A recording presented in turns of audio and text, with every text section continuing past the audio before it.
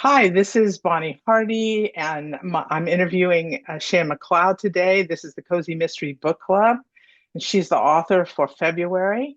And I think I know a little bit, so I want to make sure, Shannon, please feel free to correct me. Sure. She writes paranormal women's fiction and Hmm. cozy mysteries, That's and is right. the author of the Lady Rampole mysteries, which are set in Hmm. the 1930s, Hmm. and then the post-World War II Sugar Martin vintage cozy mysteries, right? Hmm. Yes. And you've written the contemporary cozy series of Viola Roberts, Yeah. Cozy Mysteries, Hmm.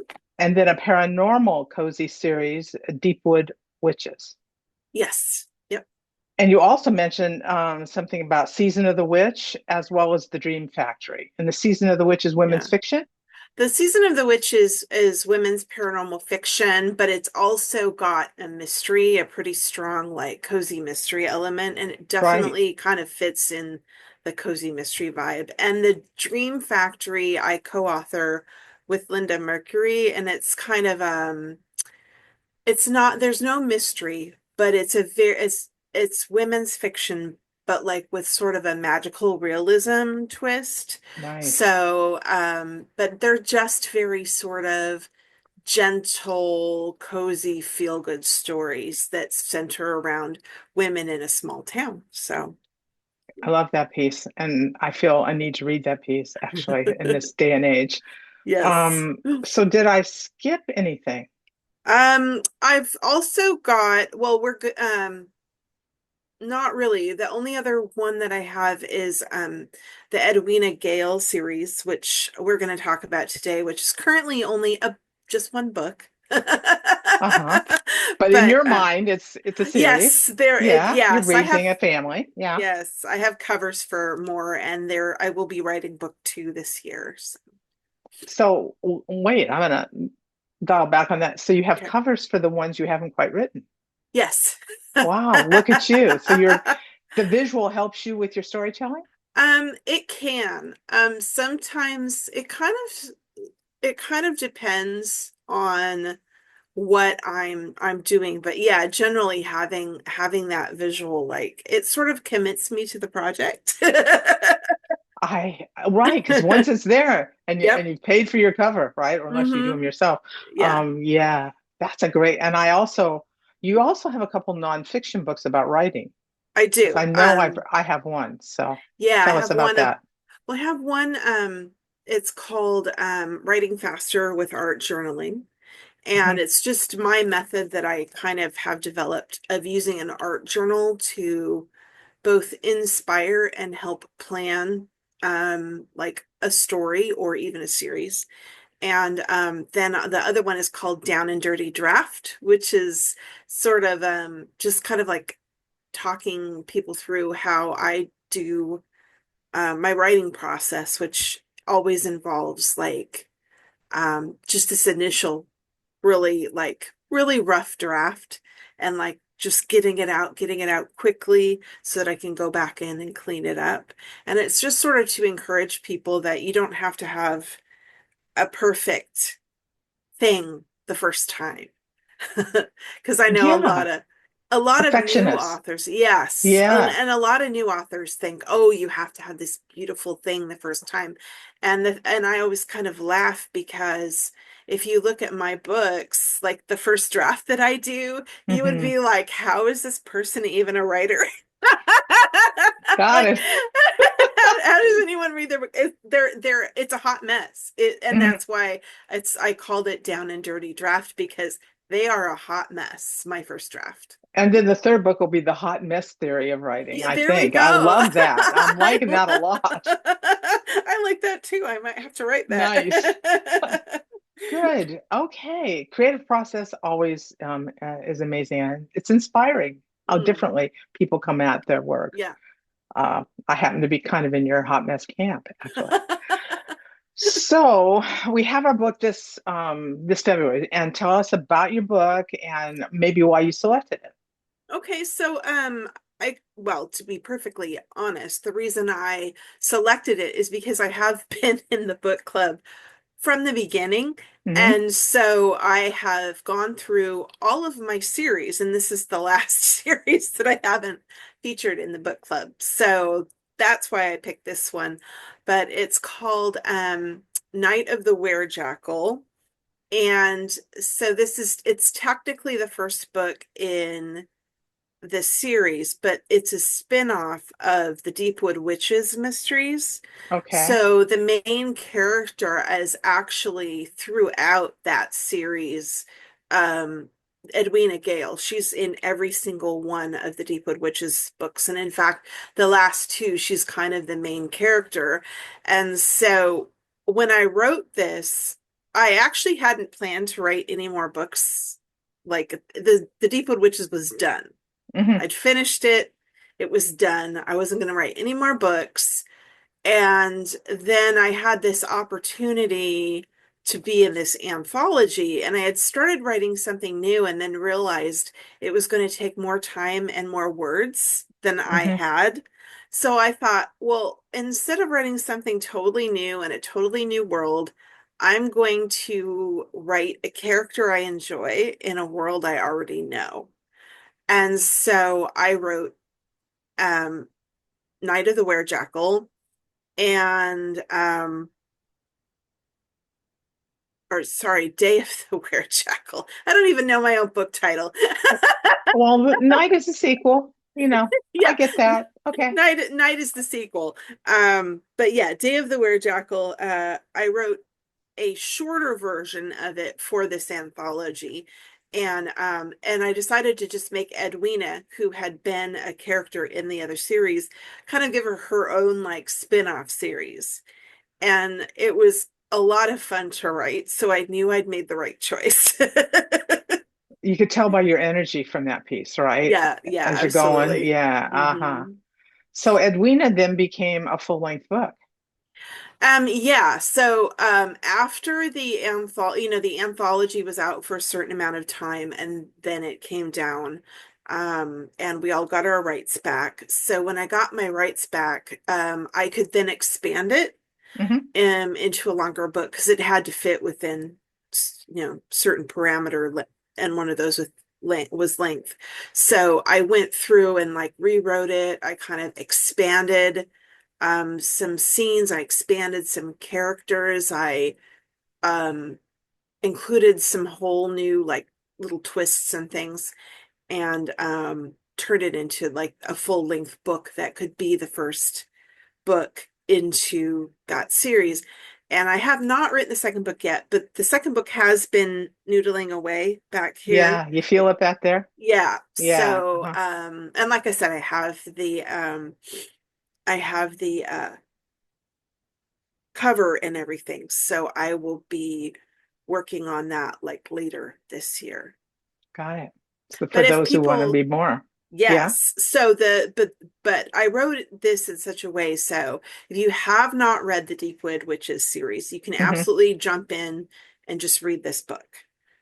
And then more is coming in this series, but if you then want to go and read Deepwood Witches to get more like this, then you're totally set up to that. But you don't have to have read any of Deepwood Witches to read To be able to read this. this book Yeah. and enjoy it thoroughly as a Yeah. standalone kind of, right? Absolutely. Yeah. All right.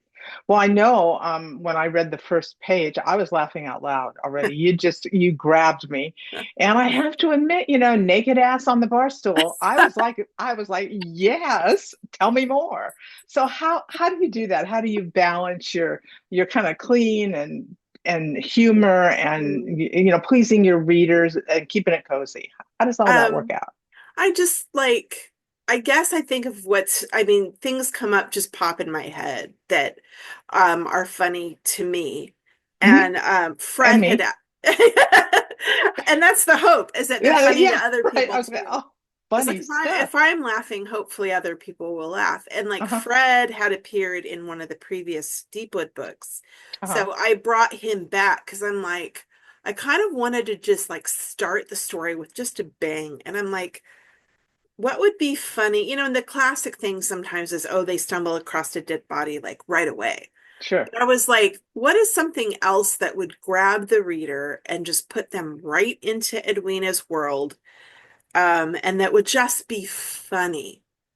And I remembered Fred, and I was like, okay, Fred is going to come back. And he's going to be naked on the bar stool because that's his thing. This is not the Why first not? time. Exactly.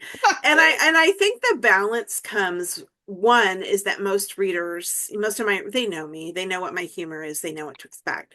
But the other thing is, it's like, it's making it funny, but drawing the line at being like too descriptive. I don't Ah, go okay. into a lot of description No, about what Fred looks like naked, other than I it's was grateful. I have an imagination, you know. and it's kind of like, if I think of it like when I was watching Murder, She Wrote. If that had Yes, happened in Murder, She Wrote, right. they'd have Jessica, yeah, probably, yes, and Jessica Fletcher had dealt with Fred. You'd have seen him from his waist up. right. You wouldn't have seen anything else. No. And so, and it would have still been funny, but tastefully Uh-huh, done. uh-huh. And so that's kind of how I go, like, what is funny to me, but then like let's do it in a way that is not going to like totally gross out the reader or totally, upset the reader, and it's going to be funny but tasteful. And that's kind of where I balance that line. It feels like that you found a really good way to do that in your books like that. I So try. when you're writing, Mhm. do you laugh while you're writing, or does it kind of hit you later that that really was funny? I'm usually laughing while I'm writing. I'm like kind Okay. of giggling to myself. Yeah. This is ridiculous. And then if I send it off to my editor and he laughs, then I know like, okay, it's good. It worked. So yeah, and I never really try to find I never really try to put in jokes. It's never like an effort that I try to do. Like I know some people do specifically try to write a humorous book. I don't try, it just comes out that way. Out that way. The best way. It's the best when it's organic, Yeah. isn't it? Almost Yeah. everything. Yeah. Yeah. Even though It's we all know what an effort it is to write, it doesn't have to Yeah, show on your page. right. And that's Yeah. I don't want, I mean, once in a while I'll think about something like that where I wanted something that would be humorous and show what the town is like and show what the people are like and let immediately introduce you to who Edwina is. So I did in this instance I did specifically think about that, but it came really natural because writing about Fred is not hard. Aha.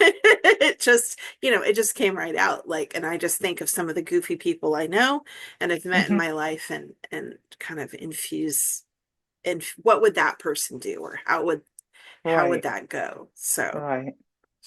I won't ask who that is, but I well, want. I just want you to know I want to ask, but I won't. well, Fred's not really like, I don't actually know any people who are Hmm. quite as exhibitionist as Fred, but I Right. do know people with a Fred attitude of Me too. belligerence. Yeah, definitely. you know, they're gonna do Especially at what the they're gonna bar, do. Yeah, right? Yeah, right. exactly. Okay. That so helpful for me as a writer even, but as a reader, Mhm. it's engaging. And also, I haven't read a lot of paranormal. I almost want to say less than two, Mm. you know. Hmm. And so I couldn't I was so delighted when you introduced Edwina, but she's like a witch, right? Hmm. There's an Yep. assumption with your reader that everybody knows this already. I don't have to explain, when she got her first witchly thing Yeah. or whatever. So tell me how you come to make me just suspend my disbelief so quickly. Um, I honestly don't really know how I do how I do Yeah. that. I think it's just because to me, that's just Edwina. This is just who Edwina is. This is part of her. She's a witch. End of Hmm. story. There's nothing to explain. And in Deepwood Witches, I do go into her past a little bit more, and I Hmm. do sprinkle things about her past in. But to me, it's like it's not really important how she got her powers or anything like that. She has them. It's part of her. It's like if you meet someone who's a lawyer, Okay. you don't necessarily know all their backstory Sure. of how they became a lawyer Uh-huh. until you maybe get to know them. Like, when you watched Jessica Fletcher, you knew she was a school teacher, she had a dead husband, and she started writing books. And Yes. that was really enough. You didn't need this whole backstory of her. You just Mm-mm. accepted that this, and so I think I kind of go in with that attitude that this is who Edwina is. This is how it is in this world. It just Hmm. is. And I just kind of like make it just, I guess, matter of fact. Matter of fact, Yeah. and completely approachable as her Hope character, so. Yeah. Yeah. It's almost like she has this color hair, this color eyes, and she's a witch and she lives here. I mean, it's just part Mm. of the Yeah. little description. I also like you're not front loading a lot of material. I've been watching stuff on television, and actually, I don't like it when they tell me, Mm. everything, all the tragedies and trauma that happened to this person that made them the way they are, Yeah. and then 4 years before or whatever. I'm Yeah. like, just treat me a little more subtly here, Yeah. Can we right? get, yeah, Hmm. I really prefer to kind of like filter those things through Yeah. Hmm. and have you get to know the person because you don't meet a real human typically and have everything about them dumped on your lap. You get to No. know them over time and some things you never know. Hmm. And other things, may know a lot about some people and not as much about other people. And so I just like to kind of peel those layers back throughout a series and have you get to know the character more as time goes Hmm. on. Because I do like having my characters sort of grow and change and reveal themselves like real people do, rather than, just they're static, you know. It's a little bit of a sacred relationship, isn't it? You invite them to your Yeah. inner space, and then they are kind of giving you the okay to present them as kindly and accurately as possible. Yeah, that's really Yeah, true actually, because sometimes it's funny because sometimes I think I know a character and then something just pops up to me that, oh, this other thing about them. And I'm like, oh, really? I didn't know yeah. In that. fact, sometimes you have to walk away and think about it and Yeah, wait. yeah. Yeah, Hmm. that's I like that. I can tell when characters are created that way and they have a certain spontaneity to them. Hmm. Can you tell it when Yes. you read?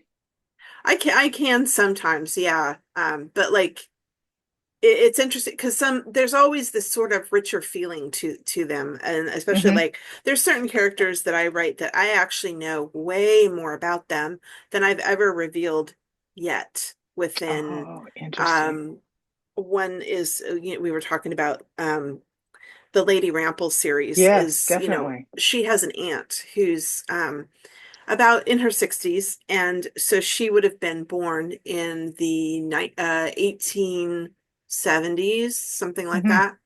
And so she's had this incredible life that even Lady Rample doesn't know about all these things in the past. Hmm. And so I know some of them. I Hmm. know some things that happened and like, but she still surprises me when she'll just pop up with, well, I met so and so or I did such and such a thing. And um so but a lot of things I just haven't revealed because there hasn't been the opportunity in a story. I like to reveal them that when they fit with the story, not just random.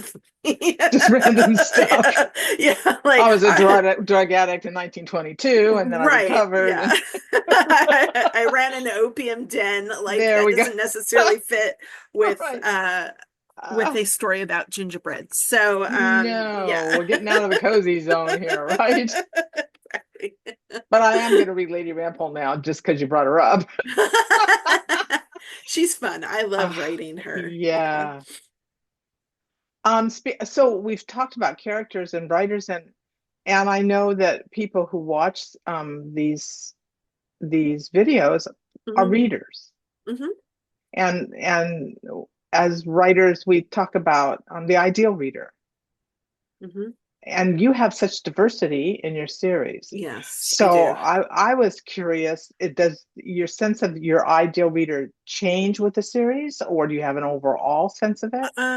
It does kind of because like my contemporary and my historical cozies tend to skew the readership tends to skew a little bit older, and my Okay. paranormal cozies tend to skew a little bit younger. And I don't Hmm. mean I mean like by younger, I mean like 40 and up, where the Right. others it's kind of like maybe the average reader is like maybe 55 and up. Yeah. So there's a little bit of or actually I think the paracozies they're like maybe 35 and up. Hmm. But I call that the Harry Potter generation. yeah, like it's yeah, They like read old Harry Potter, they buy into yeah. that. Yeah. And like the old so yeah, like the older millennials and like younger Gen X tends to be who reads the Paracosies. Hmm. And then older Gen X boomers and so forth read the others. Um although some I have some younger people that read the others, that's it's not a hard and fast rule. But that's kind of what I have in mind. And I think for me, Edwina kind of bridges the gap Hmm. because it's paranormal, Hmm. so it tends to attract a younger readership, but she's 60, she's in her Hmm. 60s. So she has some life under her belt and she's got some attitude under her belt. And she does not suffer fools lightly. Yep. And so I think that that does attract more older readers who of my books who maybe wouldn't normally pick up a paranormal because they like that it's an older heroine. So, and I still have younger readers who enjoy her because they just like her attitude. So, yeah, I would say when I'm writing, that's it's mostly women, although I do have male readers, but I'm mostly writing for women in my Hmm. mind. And women like me who are like I'm Gen X. So Hmm. women, I'm 50 years old, so I'm writing for me, really. And knowing that my readers are going to span this sort of age gap, I'm trying to make it um more accessible for like I just want to welcome everybody in, you know, Right. who wants to Right. read the books. So And do you encourage people to try one series or the other and just give it a try? And that's Cozy Mystery Book Club is really good for that, right? yeah, that's what I like about that because Me too. Yeah. I've had people try my books who Hmm. Might wouldn't not otherwise. normally, right, they wouldn't normally, and that's the like I do have people that only read my historicals and they Hmm. won't touch anything else. So they only read the paranormal and they won't touch Interesting. anything else. That's what I was curious. Yes. But I do have a lot of crossover with people who will just read anything because they like how I write and they like my Yeah, characters there and you they like go. my worlds. So I'm like, hey, whatever floats your boat. I feel like I That's have something right. for everyone. There we are. It's a buffet. Yes, A exactly. buffet. Excellent. Yeah. Well, speaking of your buffet, and as we kind of close out, tell us about new releases, projects, and also your podcast, because we talked about that before we started. Yeah. Yeah, yeah. So, right now, I am working on, well, there's two projects I'm working on right now. One is it's called Cupcake Goddess, and it's Hmm. like a collection of shorter stories that go with my Season of the Witch series. So there's a character in that series who runs a cupcake shop, and she's a goddess. And she's just been really fun to write. And I actually wrote these stories before I wrote the series. And so I thought it would be fun to put these stories together and kind of make it a, hey, you want to know more about this character? Because she actually helped found the town that's the Okay. main town in the story. So that's going to be coming out well, hopefully in January, but if not January, definitely February. I'm Hmm. also working on a Lady Rample story, and this is sort of like a side quest, if you will, Hmm. where it's focused on her Aunt Buddy, the aunt I was mentioning. Yeah. And so Lady Rample will make an appearance, but it's mostly about Aunt Betty and her best friend Louise, and they're gonna get caught up in some shenanigans and Hmm. solve a mystery. So because I'm always talking in the Lady Rample books about how, Aunt Betty and Louise just came back from this place or that place, or they'd been off doing something and they wouldn't talk about it, Oh yeah, right. What happens in Cairo stays in Cairo, or Kind of that sort of thing. wherever. So Right. Fill in this the one blank. is this one's a house party at a Ah, English country manor. okay. So and things go awry and someone ends up unalive, as they say. Right. And so yeah, she and Louise are up to their necks and they're going to solve the crime. So Excellent. that's what I'm working on now. And then later this year, as I said, I'll be working on the next Edwina Gale mystery, which will be called Night of the Conjurer. Hmm. And so we'll probably see more Fred.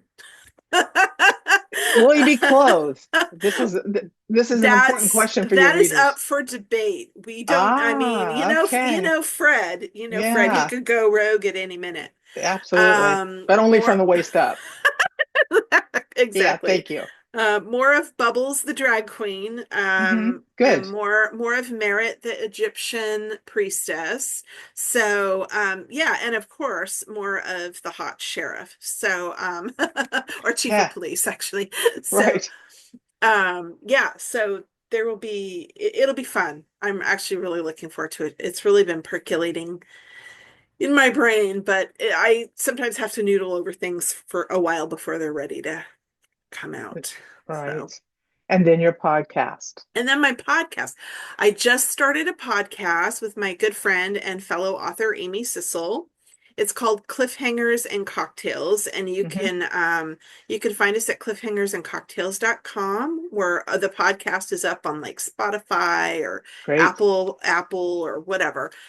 Or you can also watch it on YouTube. We kind of do a Zoom Oh, like this good. so that people can actually, if they prefer to come and like watch us, they can Hmm. do that. So it's up Nice. all those places. And we talk about books. We always have a featured cocktail that we're sipping and we tell you Hmm. how to make. And then we also talk about like sort of paranormal stuff and witchy vibes, things like that. And then we also often have interviews with other authors or people who we have an interview with someone who has made an oracle deck. Oh, nice. So yeah, so we have some different folks I come in love a for good deck. interviews. Yeah, I same. like cards. Yeah. Yeah.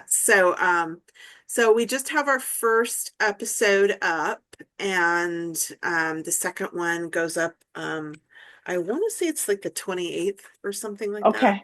So Tell it us the comes name out again, please. Cliffhangers and Cliffhangers and Cocktails. cocktails. All right. Yeah. I'm gonna write it down. So yeah, it's a lot of fun and we've been enjoying it. We did a few YouTube lives in preparation. So Okay. there's a little bit more stuff up on YouTube, but the podcast just has the first episode out. Great. You Yeah. have a lot of exciting projects and a lot of things to catch up on It's going to be a for busy year. interested ideal readers. Right. It's a Yeah. big year. Yeah. Also, and I assume that we can get your books on Amazon. Yeah, all my books are on Amazon. They're wide, as we like to say, so you can also Yes. get them on like Apple or Barnes and Noble or Kobo or Google Play. Smashwords, Um, I assume. Smashwords, I think they're all up on Smashwords too. Most of them you can get at your local library if your library uses like Hoopla or something Yes. like that. Uh-huh. So yeah, they're pretty much everywhere. That's welcoming. That's a Yeah. welcoming way to handle it. Right. Yes. Yeah. Well, Shay, this has been a pleasure for me, and I feel Same like I too. got to know you and the Yeah. 3,000 characters you're carrying in your head. Yay. That's about the right number. Yeah. Right, right. And I hope so many of your reader followers find you in February, as well as some new readers, because that's Yeah, always an exciting prospect. for sure. Yes. Good.